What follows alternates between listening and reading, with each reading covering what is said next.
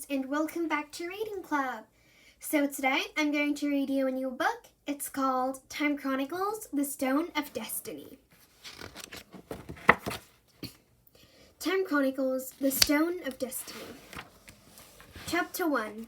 Rain lashed against the faces of the English soldiers. They stood looking at the small walled town, and they waited. Their king, Edward, stood between them and the town's walls. Though he spoke to his army, he knew the people in the town could hear him. "A strong leader, that's what people need," King Edward shouted. "A king needs to be as hard as stone. Scotland has no such king.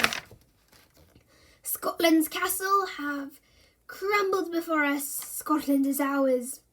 At the flick of Edward's arm, a line of archers drew their long bows, the arrows aimed high into the sky above the town. "The Scottish king is sulking behind those walls," cried Edward. "He is ready to give up, but before he does, let us remind him of the power a real king has." The archers released their bowstrings. A swarm of arrows cut through the driving rain, high over the town.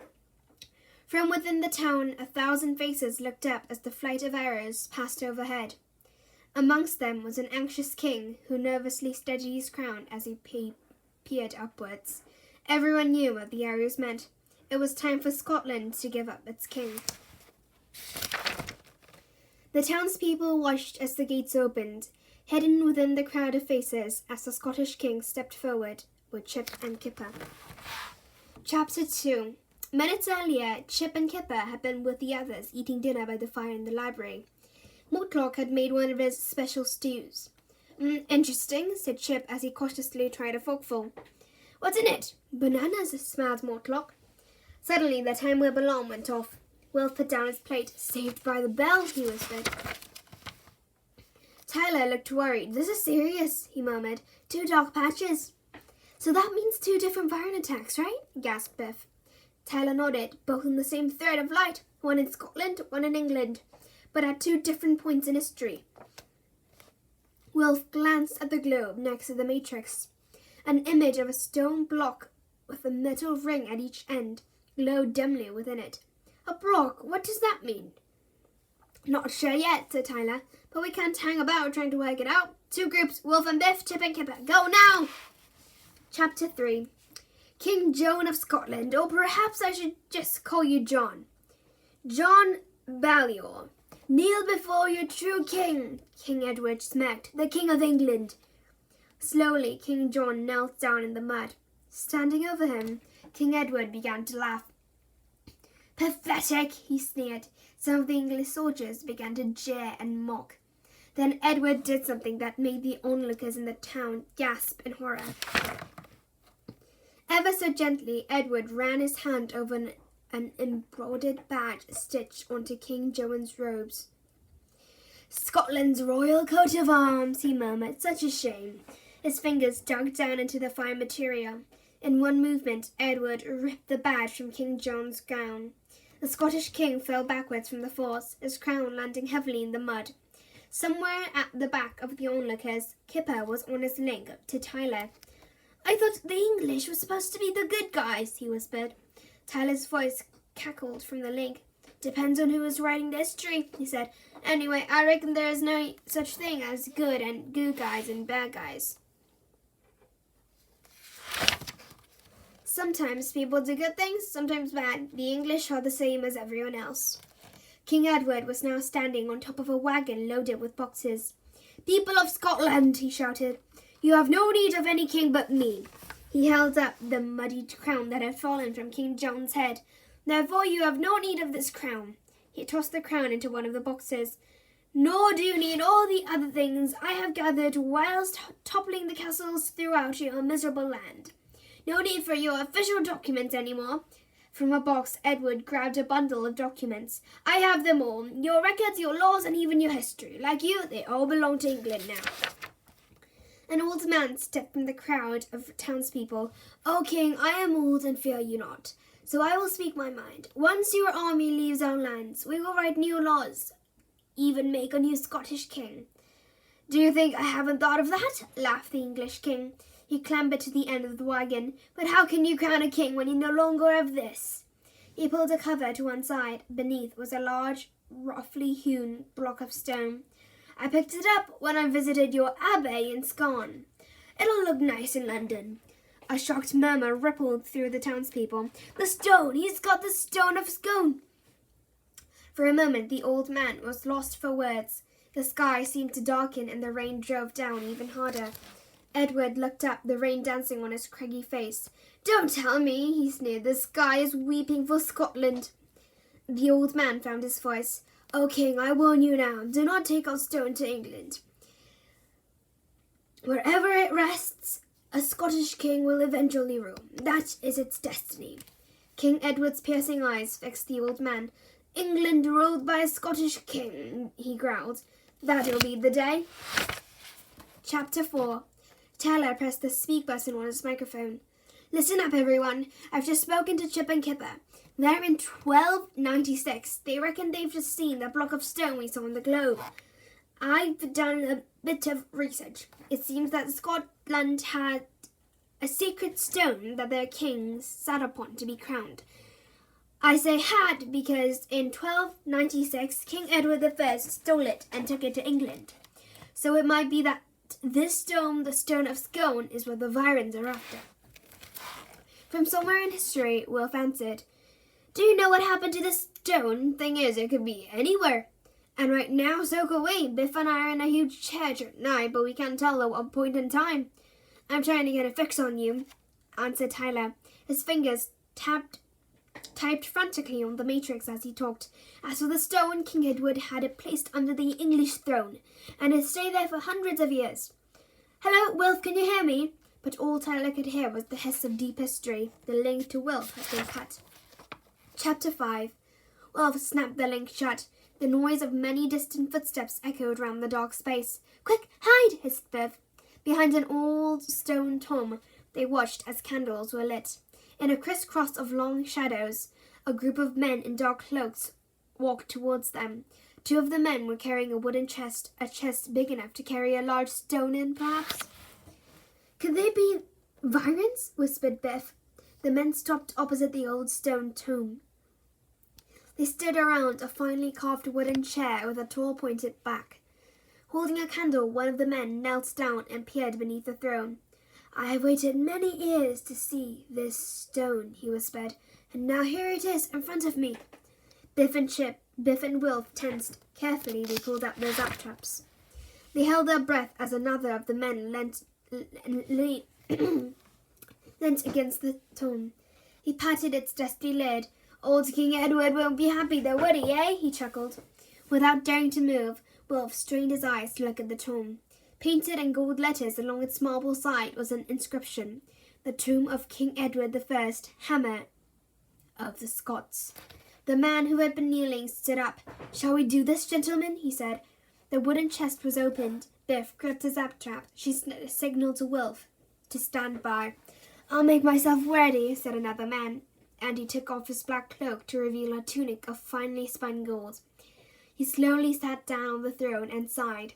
In the glow of the candles, his clothes seemed to shimmer majestically. The other men revealed the similar fine robes beneath their cloaks. Two of them looked like priests. What is going on? Murmured Wilf. One of the priests spoke to the man sitting in the throne. As you know, sire, tonight is our last chance to practice the ceremony. He reached into the chest and pulled out a heavy gold crown. Tomorrow is the day you will be crowned King of England. The man on the throne chuckled. Who would have thought? Me, James VI, King of Scotland, ruling over England. Chapter 6. There were books scattered all over the floor of the control room. Tyler had found a lot of information for Wilf and Biff. The trouble was, their links had been switched off for some time. Frustrated, Tyler had tried Chip and Kipper instead. I've located Biff and Wilf. 1603. They're in London. Westminster Abbey, near the river. And get this, you two, 1603 was the year Elizabeth I died. She had no children, so England was out of a monarch. What happened? Chip's voice sounded fuzzy over the speaker. In a nutshell, Scotland, the Scottish King James, became England's king too. Despite the hiss from the speaker, Tyler heard Chip gasp. So the old Scottish man was right. It is a stone of destiny. Wherever it ended up, a Scottish king would rule. Unless perhaps the Virons get involved, replied Tyler. Be alert, you two. They want that stone. Why else would they attack 2 different points in time? Chapter 7. Under the rushing clouds of a stormy dawn, Chip and Kipper were forced to make a move. The wagons carrying the stone and the other Scottish treasures Edward had stolen turned away from the town and headed south. With their heads lowered against the freezing rain, none of the English wagon drivers noticed as Chip and Kipper broke from the undergrowth and clambered over the side into one of the wagons. Through forests and along cliff tops, the line of wagons slowly jolted its way towards England. Chip and Kipper hid under the cover next to the stone. Nothing happened all day except that they felt every rut and porthole the wagon went over. Nothing happened until dusk, that is. Lulled by the rhythm of the wagon, for many hours the drivers hadn't even spoken. Then suddenly a cry of sheer terror broke the silence. Above the wagon track, hanging upside down from the branches of a tree, were 2 enormous bats. At least that's what they looked like, but surely no bat could be that big, could it? They were more like men in long black cloaks. But these were no ordinary men, as Chip knew only too well. As 2 streaks of darkness, the Virons dropped onto the wagon next to the drivers. It was over in seconds. The Virons had control of the wagon and all that was in it. With the oxen's reins gripped hard, the Virons let out a deafening hiss. Terrified by the sound, the oxen stampeded. The wagon lurched forward at speed.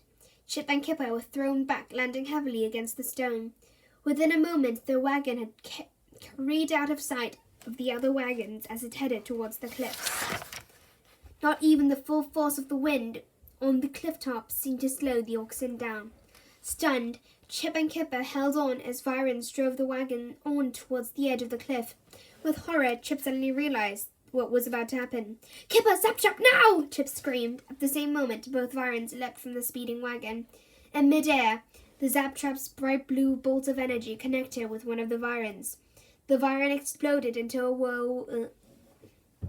whirling darkness. At the same time, one strand of the energy skimmed the side of the other Viron. As he landed on the ground, half of his human disguise was ripped away, the other half still in human form. While this was happening, Chip threw himself forward and grabbed the reins. As he pulled hard to one side, the wagon veered away from the cliff edge, but it was not enough. The oxen broke free as the back wheels went over the cliff. The wagon stopped, teetering over the edge. Chapter 8. Even though King James and the other men had long gone, Wilf and Biff stayed hidden behind the tomb. "If the Virons are after the stone, this is where they'll come," Biff had told Tyler. "It'll be tonight, we reckon, before the coronation."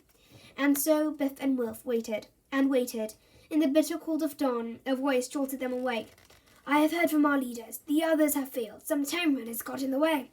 It is down to us now." 2 shadowy figures moved towards the throne and knelt down. They began to pull the stone out from underneath it. Wolf nodded to Biff, and they both stood up together, Zaptraps at the ready. But these Virons were quick. Sensing movement from behind the tomb, they were ready. What is more, he had a surprise for the time runners, a new weapon. In the split second before Biff and Wilf had a chance to aim their Zaptraps, both Virons had launched a ball of pure dark anti-energy from their hands. These globes of black mist whirled around Biff and Wilf, choking them inside a screaming darkness. It was no wonder the Virons had given them the name Smother Spears. By the time the darkness had cleared, the Virons were gone, and so the stone. The Virons had a plan, and so far it was working. The quickest and easiest way out of London was along the river. The Virons had moored a boat alongside some building works opposite the abbey. Using the building site's wooden crane, the plan was to lower the stone over the side and onto the boat. The stone was hanging high above the boat by the time Wilf and Biff spotted the Virons. At least, they spotted one of them. He was lowering the stone down to the other Viron in the boat. With the Viron taking the strain, this time it was the time runner's turn to have the element of surprise. Wilf launched his Zaptrap. It zipped towards the Viron standing by the crane. As a blizzard of blue energy ripped through him, the Vyron let go of the rope. The stone fell onto the waiting Vyron below before it crashed through the boat and sank.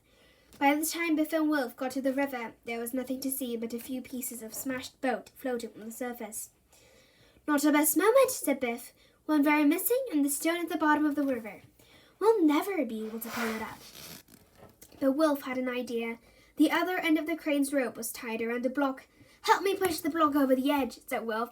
Using all their strength, little by little, they eventually managed to topple the block over. Being slightly heavier than the stone, as the block sank, it pulled the stone up and out of the river. They had done it, but something strange was happening to the stone. It seemed to be fading, almost disappearing. It was as if it was in danger of no longer existing, as if at some point in the past it was about to be destroyed. Chapter 9. Like a nightmarish seesaw, the wagon rocked slowly up and down on the edge of the cliff. Hanging over a raging sea, the stone had slid to the very end of the wagon. The only thing that stopped it from falling off was Kipper. With a foot caught in one of the stone's rings, he held on desperately to the side of the wagon. Amongst boxes of papers, Chip sat at the other end of the wagon. He dared not to move. He was scared that if he did, he would change the weight that held the wagon in balance. If that happened, they would all tip over the cliff. Gusts of wind whipped around them.